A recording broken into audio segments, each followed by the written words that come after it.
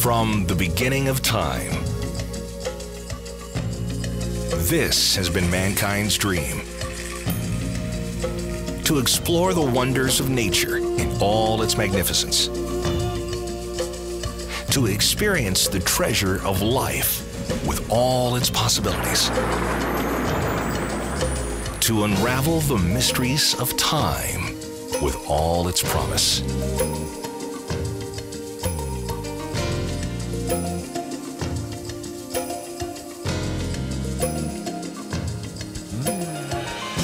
As the pace of life all around us quickens, science is on the verge of making mankind's dream of having more time a reality.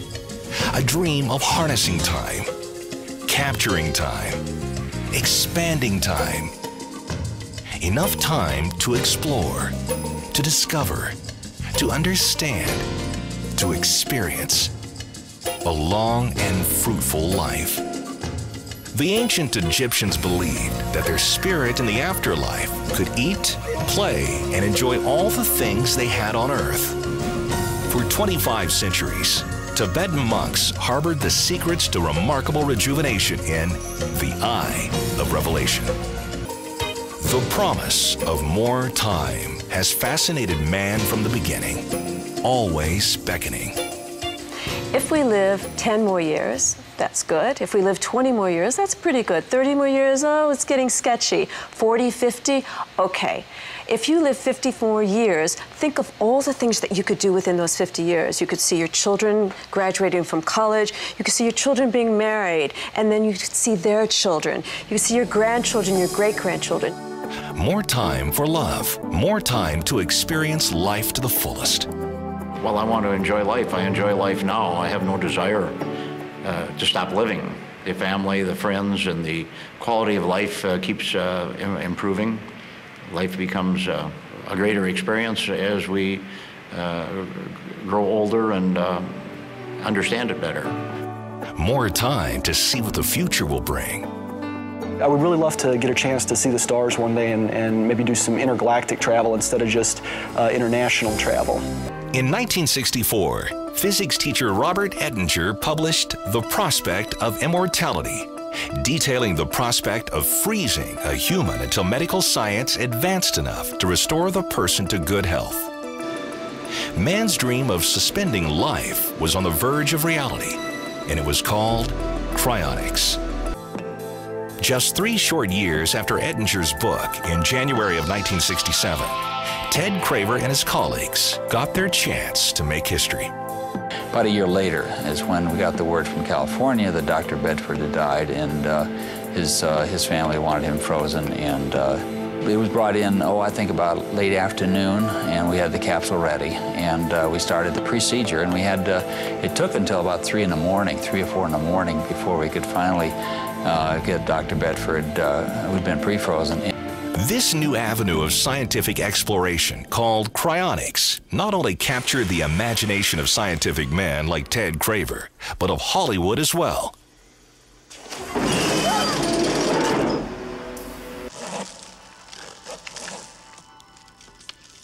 So while the science of cryonics was still a neophyte, the movies were already giving us visions of what could be ahead. Could science really discover the way to suspend time? You will be placed in cryostasis for the duration of your sentence. Could we travel hundreds of light years away to the edge of the galaxy and awaken when we arrived? And with each new scientific and medical advancement, we understand more about the true nature of our biology, the subtleties between life and death. What was considered dead 50 years ago is no longer valid today. CPR and defibrillators revive thousands of legally dead people each year effortlessly. Organ transplants and open-heart surgery are routine and highly successful at bringing new life to the otherwise terminally ill patient. And we know from the miraculous stories of children who have been brought back to life after drowning in icy lakes or rivers that cold staved off death. Well, people are beginning to reassess what they mean by death, and this has long been overdue, because we've known that you can preserve cells and even organisms like tardigrade, a little water bear animal, for 100 years without any metabolism at all. So we know that metabolism, the machinery of life, doesn't have to be active for life to be there in some kind of form. So our usual definition of life, which is the metabolic processes and the chemistry and all those things, that's not really life. Life is the information with the ability to store cells in liquid nitrogen for as long as you want, which we do routinely now, and embryos, human embryos as well. We should be thinking about the fact that life is the information, and that it is potentially as permanent as you'd like it to be. Cryonics is the next logical step for significantly extending life. I think cryonics is going to one day possibly provide that ultimate dream come true. It will radically transform society. The way we think about life and death today will be obsolete. I think we're going to have to develop a whole new paradigm on what life is, what death is, and what constitutes an acceptable lifespan. Or even if there is such a thing as an acceptable lifespan, or is an unlimited lifespan going to become the norm? Optimally, cryonics captures biological life at the moment medical science pronounces death, but before the biological functions begin to deteriorate. Death is not an event. It is a process. And at the moment of legal pronouncement, you're still very much biologically alive. And if we can access your body at the time of pronouncement and put you into biostasis immediately, then we have essentially stopped your biological clock, and we're able to preserve you in that biologically viable state for an indefinite period of time.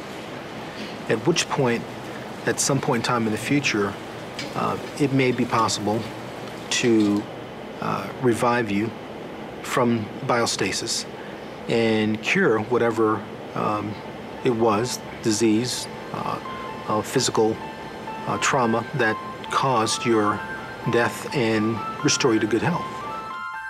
This is the world's leader in cryonics and cryonics research and technology, the Alcor Life Extension Foundation in Scottsdale, Arizona. Alcor was founded in 1972 in Fulton, California. From its quiet beginnings in the 70s, today Alcor has over 700 members around the globe, including world-renowned scientists, physicians, scholars, and business leaders. In this state-of-the-art operating room in Scottsdale, Arizona, the intricate work of cryonics is routinely performed. The science of cryonics is a series of meticulous and exacting procedures to ensure that the patient has the best possible chance to be revitalized in the future. There are 3 basic steps. First, the stabilization. Next, the introduction of cryoprotectants. And the 3rd step is the final cool down to sub-zero temperatures. In the first part of the procedure, when the person, just after their heart has stopped, the main problem is trying to get them cold as fast as possible.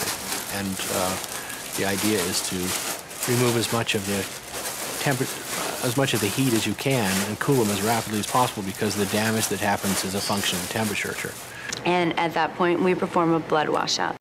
We wash out their blood and replace it with an organ preservation solution. Specially developed solutions called cryoprotectants are carefully infused. The final and longest step is a carefully controlled and monitored cool down. We cool the patient under controlled circumstances at the rate of 1 degree Celsius per hour, all the way down to liquid nitrogen. And during this time, there's no observation that can be done directly of the individual, so we have computer monitoring of the whole system, as well as control of the cooling curve itself. So once they're cooled and they're minus 196, it's a simple matter of transferring them to a long-term storage sewer, a container, very similar to a giant thermos bottle. Basically, it requires no electricity, no support of any kind aside from the occasional topping up with liquid nitrogen. And once there, we've got Time. We've got time because a person can be maintained at that temperature with virtually no degradation of the tissue indefinitely. 24 hours a day, 365 days a year. Nearly 70 patients are carefully maintained in the Alcor Patient Care Bay, waiting for science and technology to find the solutions that will restore them to good health. Of paramount importance to the success of cryobiology is the ability to cool to super low temperatures without damage to cells. Normal freezing causes water to damage surrounding cells. This has a devastating effect since our bodies are 60% water. Enter a process called vitrification. Vitrification is a process where we replace so much water inside cells and tissues with agents called cryoprotectants that we can cool the tissue or organs to a very low temperature, even as cold as liquid nitrogen, without forming any ice inside them. And in this process, once we become colder than about minus 120 degrees Celsius, the tissue becomes essentially solid like a glass. This photograph shows 2 rabbit kidneys at a temperature of minus 140 degrees Celsius. The kidney on the left was frozen, and it's essentially turned into an ice ball, severely damaged by ice, whereas the kidney on the right was protected by chemicals that caused it to vitrify rather than freeze, and it shows no signs of ice damage whatsoever. As research gets closer and closer to perfecting cryoprotectants, the odds of successfully reversing the process get better. In any discussion of death and dying, the questions of God and religion often arise. I think the biggest myth about cryonics is that we're trying to play God, that we are tampering with the natural forces of life. No, we're not trying to play God, and many of us have a belief in a supreme being. That second part of it is a little more intriguing, that we're tampering with nature. Of course we are. That's what science does. It attempts to overcome those forces of nature that have been detrimental to the human species. And we're proud of that. But are we playing God? Do we choose who shall live and who shall die? Absolutely not. Absolutely not. And the philosophical questions abound. At each juncture of exponential advancement in science and technology, each time we push forward the boundaries of man's reach, it is inevitable that we take a good hard look at what it means. This is radically new. This is radically different from what people have practiced for thousands of years. There is a lot of apprehension about where we're going with this technology, just like there's a lot of apprehension about where scientists are going with stem cell research, with therapeutic cloning. These are all emerging sciences that are not going to stop just because it makes people queasy. These things are going to happen, and we need, as a society, to embrace these technologies. It is in our nature to explore, to seek, to question, both scientifically and philosophically. And we will continue to question, to challenge the thresholds of science, to dream of tomorrow. You know, I lost my mother when I was 20 and she was 49.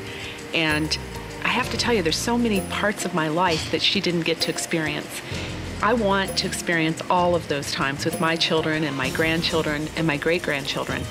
And I don't know what's going to happen to me. You never know. My mother was a healthy person, and then one day she was sick and she was gone.